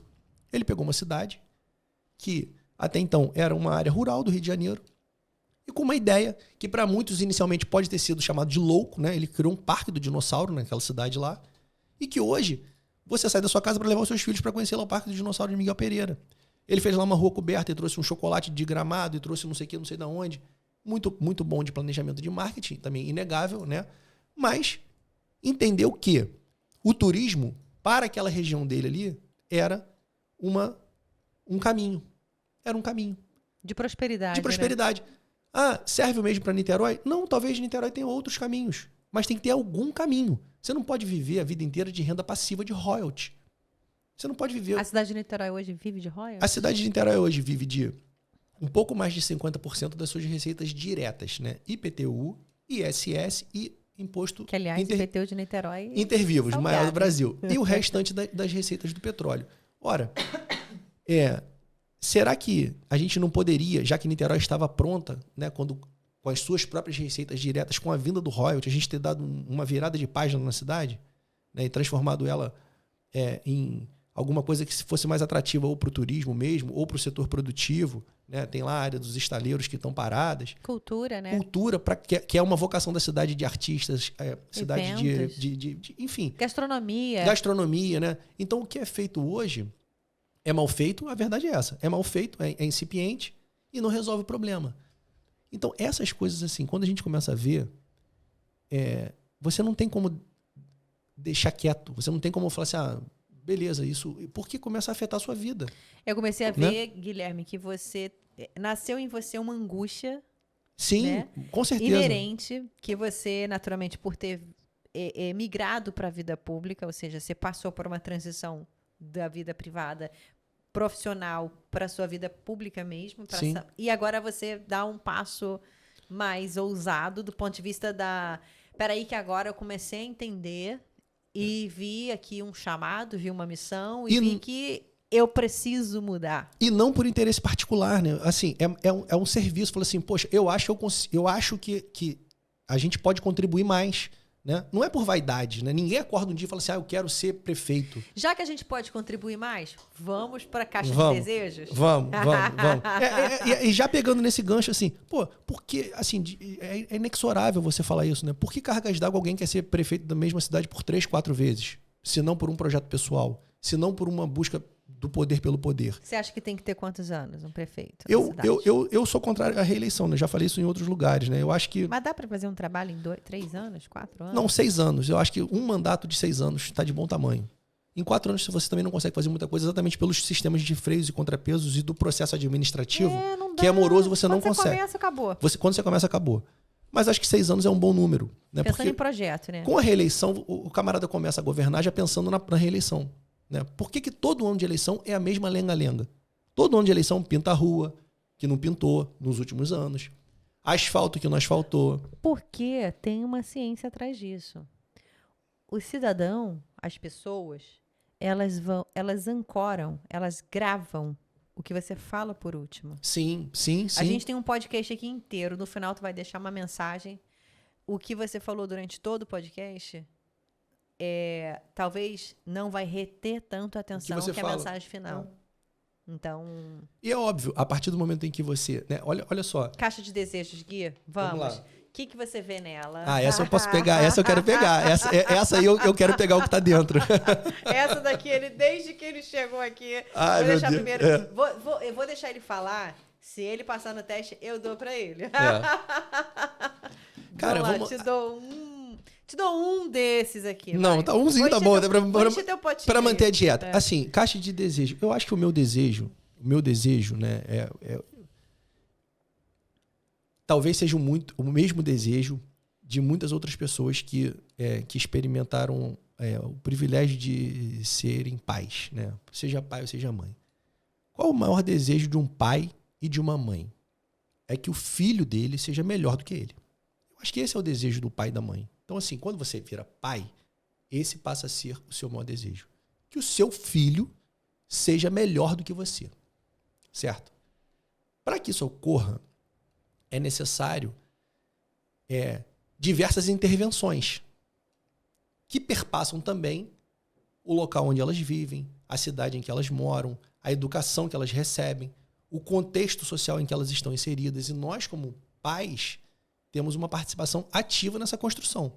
Concorda comigo? Total. Então, não só a obrigação de dentro de casa, mas falando de uma maneira abstrata, eu não posso querer o que eu quero para o meu filho ignorando a existência do seu. Exatamente. E a gente não está falando aqui de altruísmo, de alma bondosa, de nada disso. A gente está falando da construção de uma sociedade. Se você pensar egoisticamente, em última análise, você está pensando em você mesmo, né? Está pensando nos seus filhos. Mas para os meus filhos terem um bom futuro, eu preciso que o seu tenha, que o do lado tenha. Porque senão você não tem segurança. E aí, Isabela, não tem jeito. É só Educando. A ferramenta de educação. Só É só a ferramenta cultural que é capaz de fazer isso. E em larga escala, é só a política, não tem outra. Fala pra mim, fala pra gente aquilo que você... Se você tivesse que escolher um ministério. Gostei disso. Você gostou, né? Dizem aí que todo gestor público quer o financeiro, quer onde está. Obra, saúde. Quer a chave do cofre, né? Ou então quer a chave da área de compras. Enfim, se você fosse escolher um ministério, né? Quem que você queria ser? Cultura, sem dúvida nenhuma. Eu escolheria a cultura. Por quê? E respondo por quê. Né? E faço sempre essa analogia, uma analogia de um período triste da humanidade, que foi o regime nazista, o Terceiro Reich, né? Enfim, o ministro mais forte do Hitler não era o ministro da guerra, né? O Albert Speer, era o Goebbels, que cuidava exatamente dessa pauta cultural. Por quê? A cultura que te conecta com as suas raízes, com o local onde você nasceu, enfim, com a sua ancestralidade, por que não? Né? Quando você chega em qualquer coisa que você vai fazer na sua vida, você carrega ela com você, carrega consigo. Então, um médico, ele chega culturalizado por aquilo que ele recebeu. Um advogado chega culturalizado. Uma enfermeira, um dentista. Não importa o que você faça. Você carrega consigo a cultura. E é isso, aliado, né, à educação, que faz com que você tenha uma sociedade crítica, com capacidade analítica e que se entenda como povo mesmo. Né? Difícil não falar do que a gente vive, né? Mas, exemplo, cidade de Niterói, mais uma vez. O que faz você amar tanto aquele lugar ali?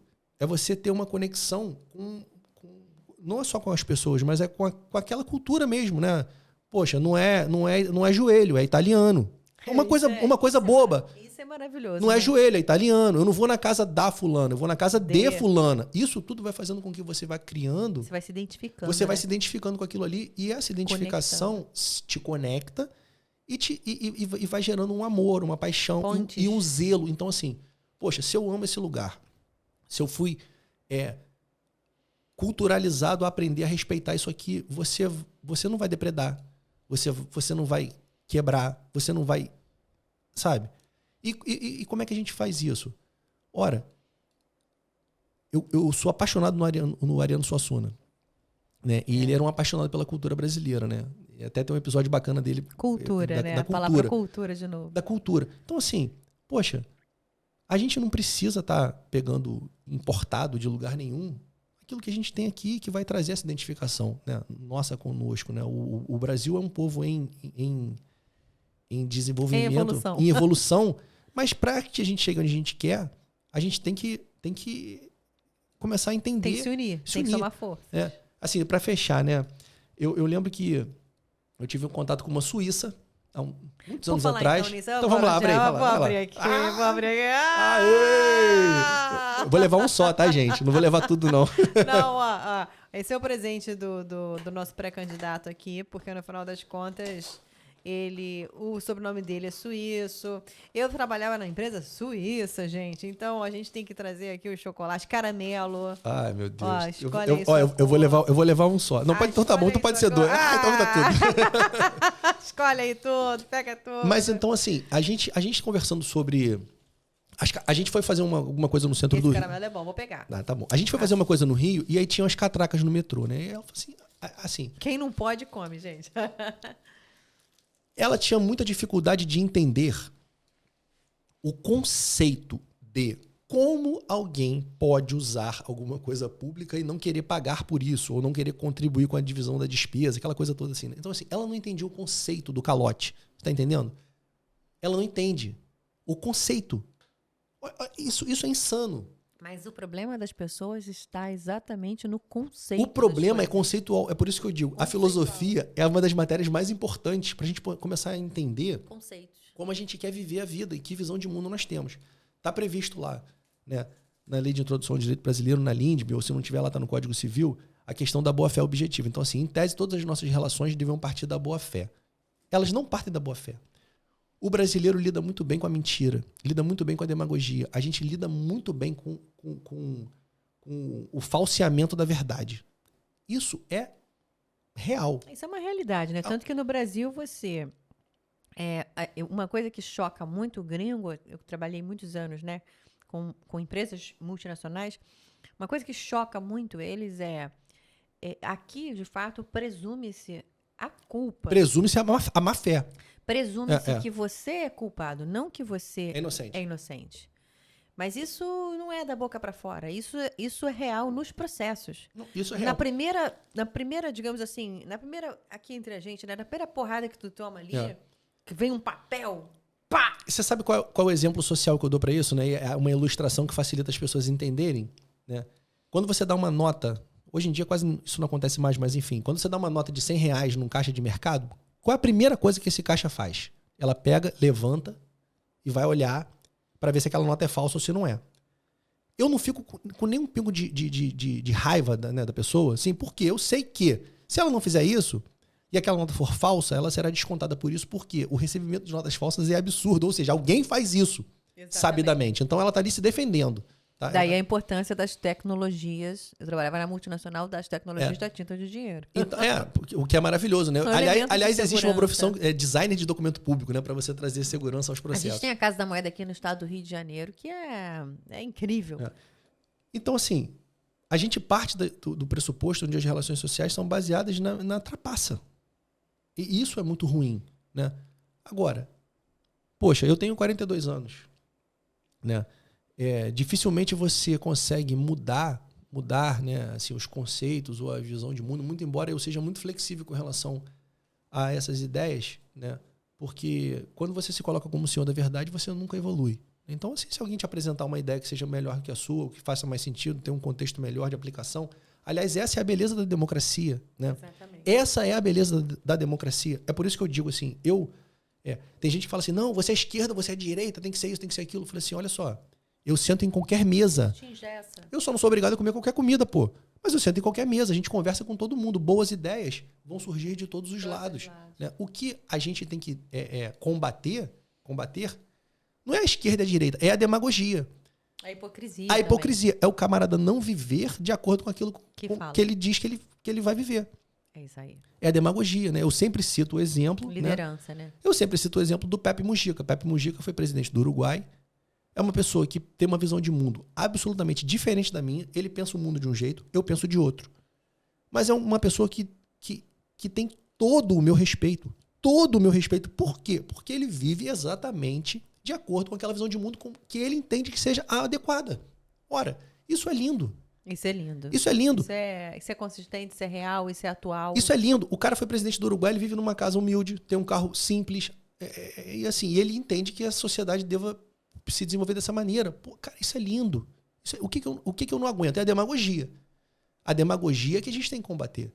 É você pregar aqui uma ideia e você... fazer outra. Não pratica tanto assim, né? Não é bem assim. É o que a gente fala assim, não existe meio ético. Não existe mais ou menos ético. E o que é ou você é ético ou você não é ético. E aqui é assim, e é o tal negócio, né? O que é o Ocidente, né?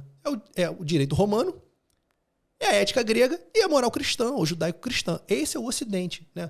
Ah, Guilherme, então você é um cara de extrema direita, assim, não, muito pelo contrário. Essa é a nossa sociedade ocidental. Nos trouxe até aqui, a esse período de maior prosperidade humana, período de... Enfim, tem que melhorar? Óbvio que tem que melhorar. Sempre. É óbvio. É claro, é óbvio. É tão simples quanto isso. Não somos um fim em nós mesmos. Não é? Então, dentro da questão política, né, que hoje faz parte da minha vida, e é uma coisa que eu sempre faço essa observação nas oportunidades em que estive de estar no parlamento, né, na Alerj, em outros lugares, para participar das audiências públicas. Que é essencial, né, Guilherme? O que eu vejo hoje, no contraditório, assim, a oposição é feita simplesmente pela oposição. É o não porque não. Não porque não, você fala para o seu filho em casa. Não porque eu sou seu pai, não porque não. Acabou. Porque você não vai fundamentar para a criança as razões da sua decisão, porque ela não vai compreender, certo? Agora, mas hoje em dia as crianças querem hoje em dia, minha filha com 5 anos já tá... A gente vai tendo que, ó, Laquinho ajuda a gente. Mas é óbvio, eu tô falando de uma maneira grosseira. Mas assim, a oposição à sua ideia, ela não pode ser uma oposição pessoal. É por isso que eu não faço política de CPF. A política é de ideias. É um debate de ideias. E você não debate pessoas, né? Debate ideias. Debates de ideias. Para você poder discordar de alguma coisa, você precisa apresentar alguma coisa que tenha substância. Não é, não, isso partiu da Isabela, eu não gosto dela, ela está num outro espectro político. Ela é do partido tal. Então não. Aí a gente não evolui. O Universo Compliance tem a ver com a gente bater um papo e ainda que você esteja com ideias que sejam opostas, ou seja, a minha ideia pode não ser a sua ideia. E da discussão nasce a luz, né? Da discussão nasce a luz. Do embate de ideias. Do embate de ideias que você chega a melhorias. São os fragmentos de verdade, né? Os fragmentos de verdade. Por isso é importante a liberdade de expressão. Eu sou um defensor dela em todas as esferas e níveis, né? Nós, como advogados... defendemos isso. Por quê? Porque não há uma verdade total em alguém. Absoluta. São fragmentos de verdade que você vai juntando e você consegue alcançar o que é, aí sim a política diz, o possível naquele momento. Né? E caminha para frente. Contexto, conjuntura. Bom, estamos aqui... Balinha, essa balinha. Ai, meu Deus do céu. Estamos aqui com a balinha. Isso aqui é meu, né? Fica com isso, Guilherme. Fica com essa... Não é meu Deus do céu. Todo. É para você, leva para os seus filhos. Meu endócrino não vai me matar. Doutor Marcos Vinícius, você tá vendo, né, doutor? Aqui, ó. Não é culpa minha. Olha, me perdoe. Podcast, esse episódio nosso, assim que entrar no ar, seus filhos vão ver. Já tem gente pedindo aqui, hein? Tem gente pedindo aqui mensagem. Tem gente querendo saber onde vem, onde vê, onde não vê. Lac Studio está produzindo podcast, Universo Compliance Podcast. A gente tem o nosso episódio de Football Connection de futebol, tem o nosso episódio de Compliance com Pipoca com a galera do Clacast, que lançou ontem. Tá incrível, tá imperdível. Eu gosto muito do cinema. Vamos lá. A ideia é que a gente consiga... É um pouco sobre isso. Trazer pessoas inteligentes, pessoas que têm inteligentes de alma. Sim. Mais do que ser... Não é sobre inteligência de fazer provas e tirar 10. Mas é sobre pessoas que têm disposição para viver, disposição para crer, disposição para acreditar, que pode mudar, que é um agente de mudança, um agente de transformação. E você... Você falou uma coisa que é muito legal. Assim, a gente vai conversando e vai lembrando das coisas. Né? Nós estudamos num colégio confessional católico, né? Sim. Nós estudamos no Assunção. Verdade. Nossa Senhora da Assunção, colégio de freira, né? Ali em São Francisco. Nós estudamos ali. Aliás, o Assunção produziu Você se lembra como é que eram as bons Você se frutos. lembra como é que eram as cadeiras da nossa sala? Era uma Claro. cadeira de madeira dupla. Lembra? Verdade. A gente sentava um do lado do outro Verdade. e fazia a prova. E não Sai, Guilherme. Guilherme tentava colar. Mentira. então, assim, não, assim, é óbvio que, né? Você colava, Guilherme? Olha, Não. se eu disser que eu nunca colei, é Olha, mentira. seus filhos É mentira. seus Não, filhos vão assistir. eu era meio ruim em inglês, né? Também tinha lá. Nós tínhamos professores de FIA, Elaine Durão, né? Elaine Durão. Elaine Durão. Nós tínhamos... A Lê vem aí, hein? A Lê vem aí. Então, assim, mas olha o que você falou, eu lembrei que agora. A gente estudava a cadeira era junta, não é? Uma cadeira de madeira, a gente sentava um do lado do outro. E a cola não era, assim, a máxima. Não né? era. Não, vamos falar assim, aconteceu, pode ter acontecido uma vez ou outra, mas assim, existia um regime de confiança. Isso é real. Isso é real, cara. Isso é real. Não era muito cultura, que a gente estava falando de cultura. Não era cultura. Não era cultura do erro. A gente não era estimulado à cultura do erro. Tanto que nós e diversos... Bruno Besteiro, tá morando lá em Portugal. Um beijo, Bruno, pra você. Pô, quantas vezes eu vi Bruno entregar a prova com... meu irmão, não sei nada, toma aqui. Fui sentado do lado de alguém que... Né, da Pamela, que tirava 10 em tudo. Pamela, né? Então, essa galera assim, vai assistir, hein? Cara, então assim... Pamela tirava 10 em tudo. Pô, Pedrinho vai fazer agora... aniversário semana que vem, estarei lá em Nikit City. Então, assim, você vê, né? Você me falou uma coisa que me fez lembrar algo que... Aí é o que eu te falo. Se a gente veio dessa formação, nós viemos dessa formação, e de respeito absoluto, porque, por exemplo, eu estudava no colégio católico e sempre fui protestante. E nem por isso fui obrigado a fazer... Também, né? Você também. Então, assim, olha só que coisa interessante, né? Um respeito à individualidade de cada um, né? E uma cultura de fazer o que é o certo. É isso. Fazer o que é o certo. Fazer o que é o certo. Mesmo quando ninguém estiver olhando. Isso é integridade, isso é caráter. Né? Isso é caráter. Isso é caráter. Isso é caráter. Você fazer o que você tem que ser feito quando não tem ninguém para te julgar. Ninguém tá te olhando. Ninguém tá te vendo. Né? Eu falo muito isso com os meus filhos. Aliás, eles adoram fazer a gravação aqui de podcast. Mas, Guilherme, foi ótimo bater esse papo aqui. Mas antes, a gente tem que... Eu quero... Bom, eu peguei esse aqui. Deixa eu ajudar aqui. Eu não sei se a gente vai... O negócio aqui é o seguinte, eu vou fazer uma pergunta. Tá. Essa brincadeira aqui que eu tô pegando dos meninos do Placast é o seguinte. Lá eles fazem 5 perguntas. Eu não vou fazer essa maldade com você. Eu vou fazer só uma pra gente fechar nosso episódio aqui. E se você não responder... Você vai ter que comer. Mas eu acho que você vai comer. Porque eu vou responder. Olha, o perigo de trazer para o Universo Compliance um pré-candidato. E por que eu trouxe pré-candidato? Porque não tem compliance se a gente não tiver essa interação. E o perigo é que eles respondem tudo. Eles têm resposta para tudo. Guilherme sempre teve resposta para tudo, é um perigo. Eu vou responder. Eu sei que eu vou responder. Caraca, o que eu vou perguntar? Agora eu vou fazer o seguinte. A minha pergunta vai ser direta ao ponto. Só tem uma pergunta que você pode me fazer que eu não vou responder. Eu tenho 2 filhas. Eu tenho 2 meninas, a Guilhermina e a Eleonora. Se você me perguntar assim, a qualquer pai, né? Você gosta mais de qual? Eu não posso responder. Não tem. Então, como. essa Não, você tem como responder. Não tem como responder. Não existe Não mais existe, de qual. não tem o pai como. gosta ama as duas, Então, assim, né? não tem jeito, né? Então, Não, tirando essa questão hiper pessoal... Não, mas essa daqui vai ser da vida pública. Então, vamos lá. Eu vou fazer uma pergunta da vida pública, porque, no final das contas, é o tema que todo mundo quer saber. Todo mundo quer entender, né? Porque... todo mundo olha para um agente, uma pessoa que tem interesse de entrar na vida pública ou está na vida pública, ou é um político, que política é diferente de político, Sim, né? de carreira, né? Político é diferente e o político tá desacreditado no Brasil. Com Ninguém certeza. gosta. Eu mesmo, se a gente conversar com alguns amigos, falar, é tudo igual. Tudo safado. Tudo safado. Sendo bem pragmático. Mas olha só. Mas não tem como. Esse é um pensamento que não pode nada a ser feito, não pode evoluir. Não pode ser assim, né? A gente não, tem que mudar isso. A gente não pode demonizar a única ferramenta, a ferramenta de transformação mais importante que nós temos. Então, tudo bem. Eu tinha um chefe que ele dizia, Isabela, você tem um projeto, você tem que conduzir esse projeto. E olha só, tava um problema enorme com as pessoas. E tava complicado, as pessoas estavam reclamando, estavam brigando, estavam cheias de intriga, né? Porque quer poder, faz intriga, né? Com certeza. Técnica do poder. Dividir para governar. Divide para governar logo que tu consegue lá teu espaço em algum lugar. Maquiavel já dizia isso aí, né? E aí, no final das contas, ele... posso te dar uma dica para você liderar esse projeto. Elimina as pessoas. Tá resolvido o problema. Isso não é possível. Isso não existe. Não existe. Então, você vai ter que lidar com as pessoas, vai ter que aprender a lidar com as pessoas. E tirar elas não é... É a mesma coisa. Eu não tenho como... Tem que ter o agente público lá fazendo o papel para a sociedade. E a sociedade tem que agradecer. Obrigada. É o serviço. Obrigada, Guilherme, que você tá com coragem e vai lá. Bela, Guilherme, é por obrigada. isso que chama, assim, não querendo te interromper, mas assim, é serviço público. É serviço, né? O americano tem, né? Obrigado pelo seu serviço, né? A gente vê isso muito em filme, né? Obrigado pelo seu serviço. É um serviço mesmo, né?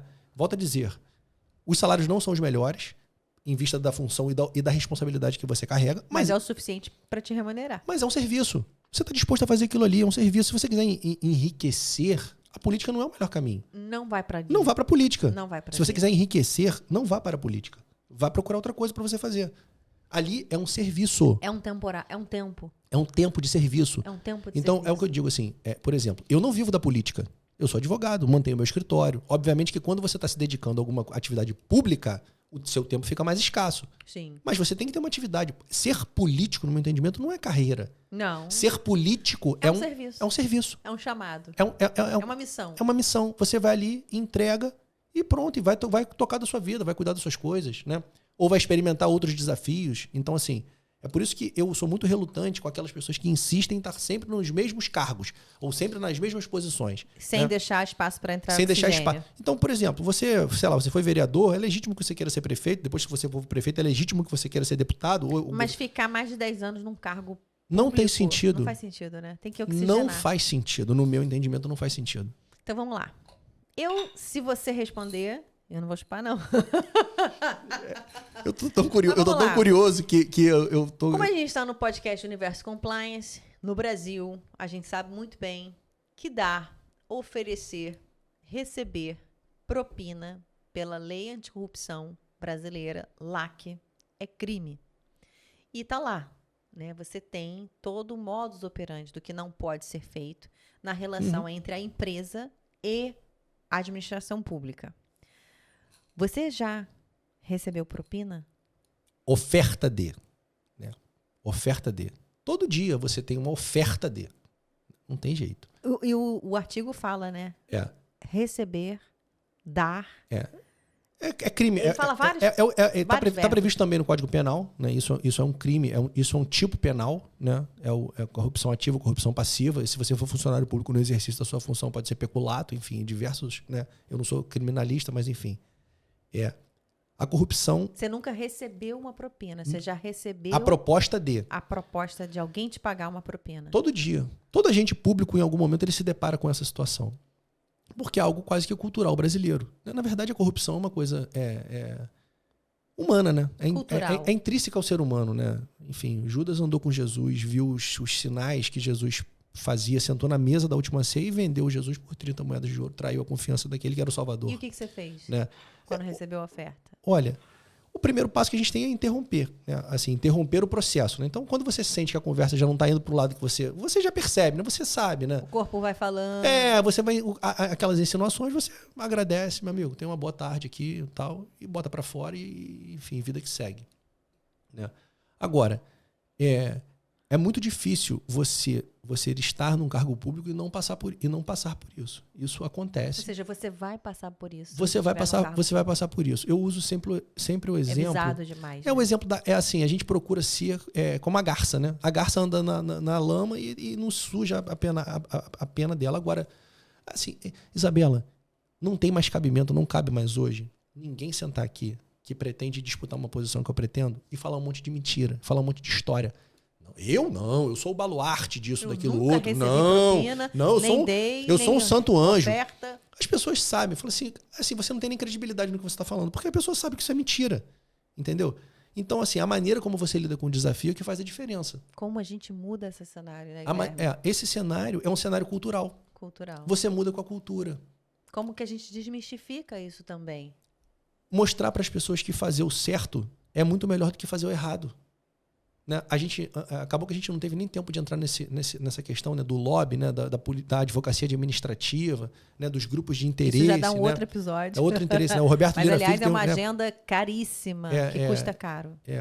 O Roberto Lira Filho tem aquele livro, né, que fala sobre a confecção das leis, né, do direito, né, e como funcionam os grupos de interesse, as corporações de interesse, os lobbies. Né? Isso tudo, no meu entendimento, é legítimo. Você brigar por um direito, por agenda, sabe? Você tem essa agenda. Eu acho isso faz parte do ser humano. Pô. Você quer brigar por aquilo que você acredita. Ok. Mas a ferramenta, e eu digo para você muito tranquilamente, o poder é completamente diferente do dinheiro. O dinheiro é uma das ferramentas do poder. Mas o poder, ele não caminha em função do dinheiro. Então, vamos deixar essa aí. Pega isso, segura nisso que a gente está falando, porque a gente vai gravar o próximo episódio, e o próximo episódio, a nossa agenda do Universo Compliance Podcast vai falar sobre lobby. Ótimo, legal. Guilherme, muito obrigada. Muito eu obrigada. Eu não comi a balinha, né? Eu vou comer a balinha dessa aqui. Eu vou ter que fechar. Eu vou comer a balinha não dessa tem aqui. jeito, eu vou ter que fechar. Eu vou comer essa balinha aqui. Será que você vai comer? Mas você respondeu, você não precisa. Ai, meu Deus, o que será que tem em gosto? Meu Deus. Isso é um chiclete ou uma bala? Essa é boa. É boa? É boa. Pode isso, produção? Pode? Eu posso engolir esse negócio? Ai, gente!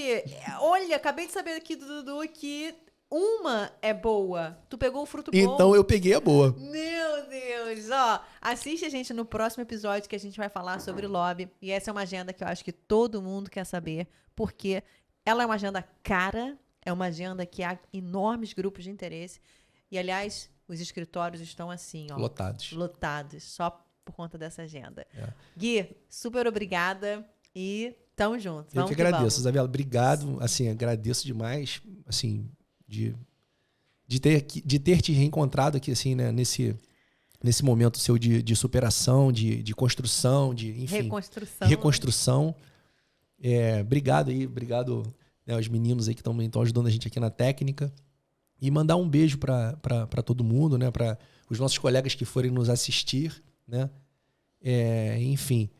E que, né, deixar uma reflexão, né, do que a gente espera da vida e tratar com cuidado, assim, com carinho, né, a nossa existência, porque a nossa vida é muito importante, né, para Deus em primeiro lugar e para as pessoas que estão nos cercando e, por que não, ao próximo, né? Tudo em prol da vida, né? O mandamento mais importante, né, enfim, para quem acredita, né, amar o seu próximo como a si mesmo. É isso que a gente procura fazer, esse exercício esse desafio, né, todos os dias. De todo dia. Todo dia. Se amar. Se amar para amar o próximo. Para amar o próximo. Muito bom, Gui. Obrigada. Beijo. Tamo junto. Tchau.